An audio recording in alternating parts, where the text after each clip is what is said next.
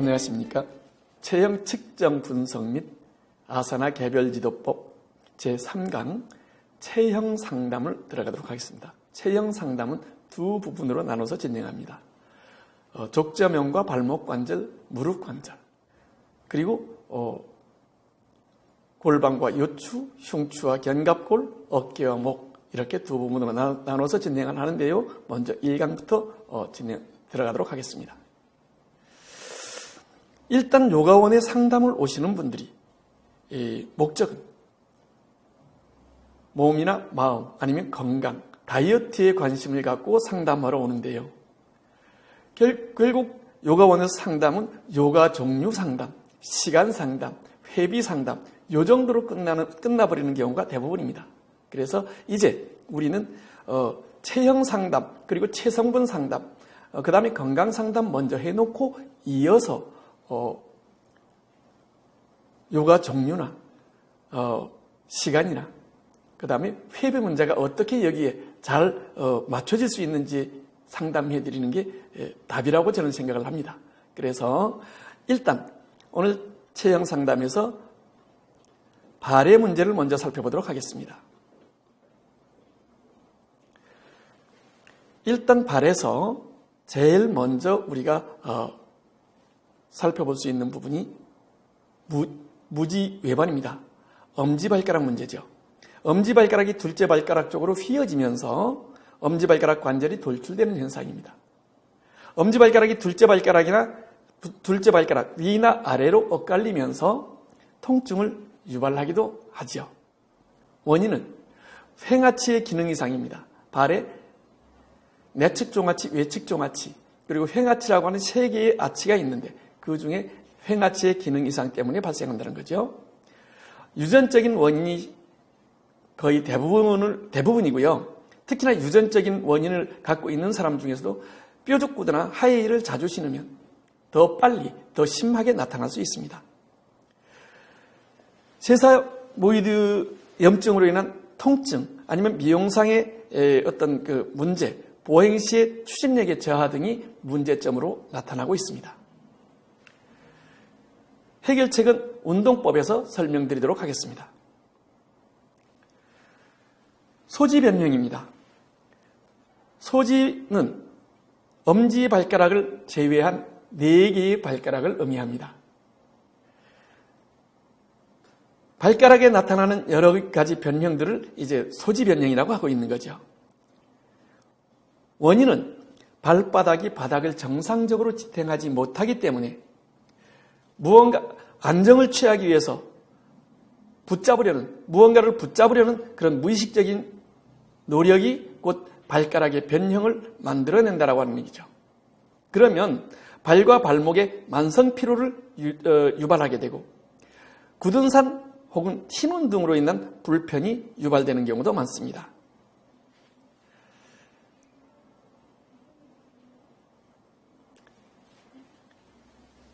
그러면 굳은 살, 티눈에 대해서 한번 살펴보죠. 발은 여러 부위에 나타나는 다양한 각질들을 갖고 있어요. 대부분. 특히 티눈은 깊이 파고드는 단단한 각질이죠. 원인은 혈액순환 장애나 아니면 체중 분산이 정상적으로 안 될 때 나타나게 됩니다. 이 지속적인 마찰에 의해서 발생하게 되는 거죠. 문제점으로는 통증, 염증으로 인한 환원, 그 다음에 미용상의 문제 등을 들 수가 있습니다.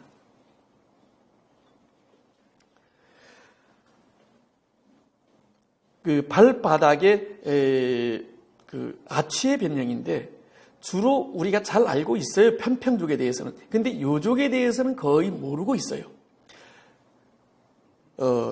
증상은 정상적인 내측 종아치가 감소되거나 상실된 경우를 편평족이라고 하고 내측 종아치가 정상 이상으로 높아진 경우를 요족이라고 합니다.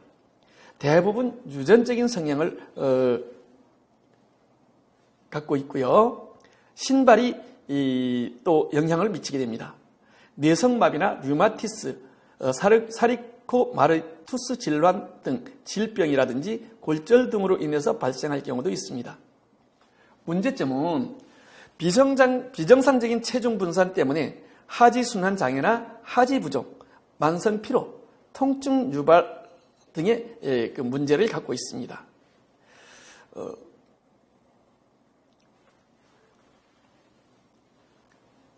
발목으로 넘어가기 전에 발 족저의 문제는 운동으로는 해결이 되지 않습니다. 그래서 지금 해결할 수 있는 방법은 개인별 맞춤인 발 보조구를 착용하기를 원합니다. 그랬을 때 우선은 불편함이 사라지고요. 오랫동안 시간이 지나면서 서서히 발이 정상 형태로 돌아올 수 있습니다. 그 다음에 발목에서 거골화 관절과 횡족근 관절에 대해서 살펴보겠습니다. 이 거골화 관절과 횡족근 관절에서는 내반과 외반이라고 하는 두 개의 증상이 나타나는데요.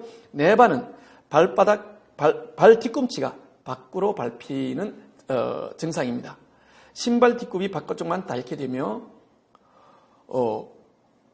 팔자걸음, 즉 외족지를 동반하는 것이 일반적입니다.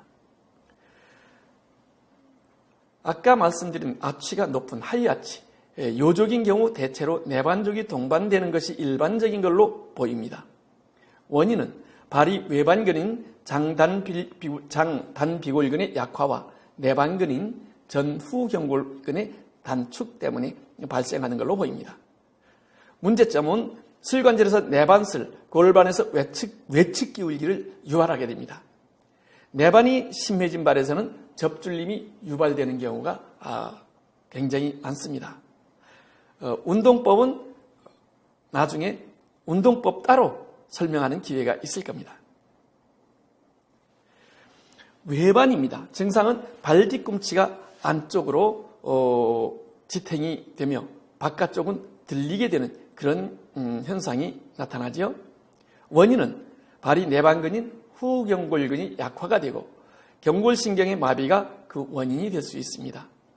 외반족은 편평족이나 외반슬 변동과 동반하여 나타나는 경우가 많습니다. 외반슬, 고관절 외전근 구축에 따른 골반 내측 기울과 내전근 약화를 동반하기 때문에 충격 완화가 안 된다는 이런 문제들이 있습니다.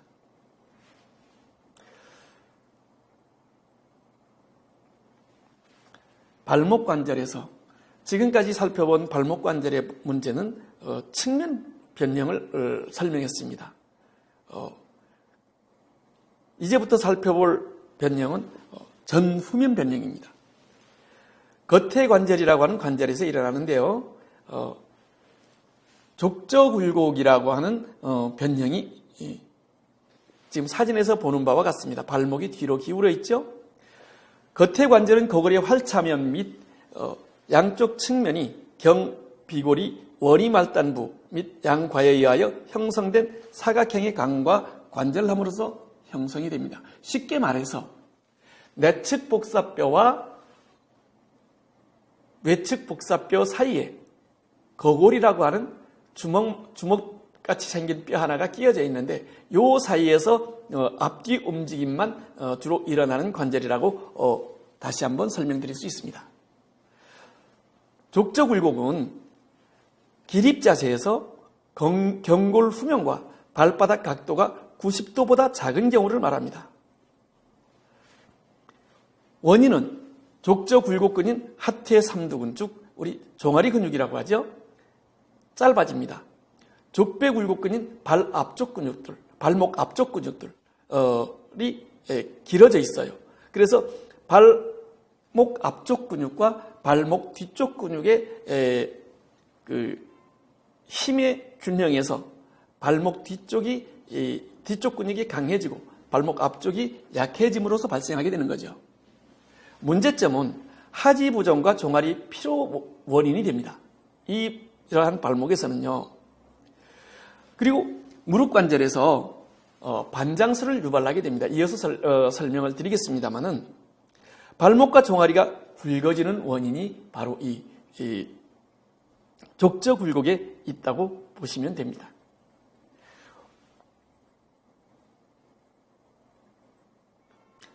족배굴곡입니다. 기립자세에서 경골 전면과 바닥면의 각도가 90도보다 적은 경우를 의미합니다. 원인은 발목 앞쪽 근육과 발목 뒤쪽 근육의 경쟁에서 발목 앞쪽 근육이 강해지고 발목 뒤쪽 근육이 약해져서 나타나게 되는 겁니다. 문제점은 발목과 종아리가 굉장히 빈약해집니다.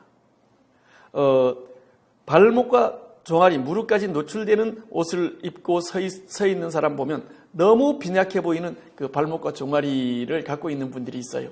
이런 분들은 대부분 이제 족배굴곡인 분들이라고 보셔도 됩니다. 그런데 문제는 그 빈약해진 그 하체 근육들 때문에 순환장애가 유발될 수 있습니다. 오래 걸었거나 또 서 있었을 때 정강이 통증이 발생할 수도 있습니다. 대체로 이런 족배굴곡인 발목에서는 위로 올라가면서 무릎에서 굴곡 구축을 동반하는 경우가 있습니다. 이어서 보시면 무슨 말씀인지 이해하실 수 있을 겁니다. 자, 무릎 관절로 넘어가겠습니다. 우리가 잘 알고 있는 내반슬 오다리라고 하죠. 네, 피검자의 발 혹은 발목까지 마주 붙여 있을 때 여전히 양쪽 무릎이 떨어져 있는 경우를 말합니다. 원인은 선천적인 혹은 발달적인 이상으로 인해서 발생할 수도 있고요. 과거의 골절로 인한 그 각변형 때문에 발생할 수 있습니다. 외측인대 손상이라든지 관절염 침식이라든지 이런 것들에 의해서 만들어질 수도 있는데 이미 어렸을 때에 이미 형성되어 있는 경우가 많습니다. 그래서 이런 경우는 운동에 의해서 해결이 가능합니다. 무릎 관절이 이렇게 가운데서 벌어지게 되면 안쪽은 경골과 대퇴골이 강하게 맞물리면서 그 마찰이 심하게 일어나기 때문에 퇴행성 손상이 초래될 수 있고요. 심각한 미용상의 문제를 나타내게 됩니다. 외반슬입니다. 우리가 X다리라고 하죠. 실관절이 관상면 정렬 외측 각도가 170도 이하일 때 외반슬이라고 합니다. 이 병리적 외반슬은 실관절을 함께 모아도 편안하게 모았을 경우에 양발 사이가 떨어져 있게 됩니다.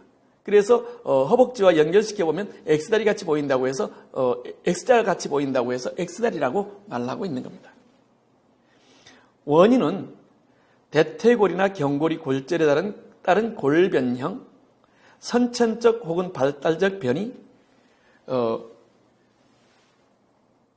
실관절의 외측구역의 붕괴나 침식, 여러 가지 원인이 있습니다만 중요한 것은 무릎 바깥쪽이 좁아지고 안쪽이 벌어지면서 바깥쪽에서 대퇴골과 경골 사이에 강한 마찰이 일어나게 된다는 거고, 그것 때문에 실관절 외측 부위 마찰로 인한 퇴행성 변화와 통증, 보행장애 등을 초래하게 되고 대체로 발에서 외반족을 동반하게 되는데 심각한 미용상의 문제를 드러내게 됩니다.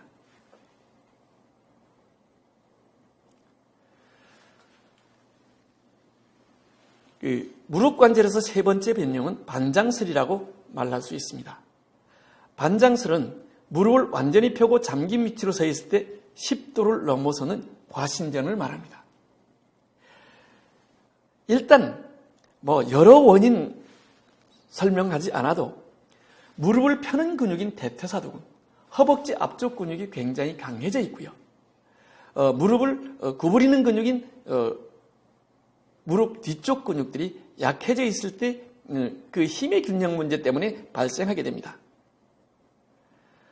문제점으로는 허벅지 앞쪽이 지나친 근육 발달이나 뭉침 때문에 일어나는 하체 비만 때문에 고민하는 사람들을 많죠. 거의 이 반장슬과 연계되어 나타나게 됩니다. 무릎 앞쪽에 부위별 통증들이 나타나는데 대퇴사두근이 짧아지면 대퇴사두근이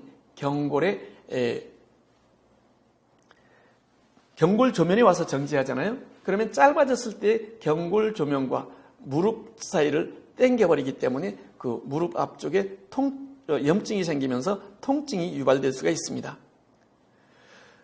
그 다음에 과도하게 늘려지고 있는 무릎 뒤쪽 근육들의 늘어남에 의해서 당김이나 무릎 뒤쪽 통증도 발생할 수 있습니다. 반장술과 정반대되는 현상이죠. 무릎 뒤쪽이 구부러지고 무릎이 앞으로 밀려 나오면서 이럴 경우에는 허벅지 앞쪽은 굉장히 약해지고 무릎 뒤쪽 근육은 강해지게 되죠.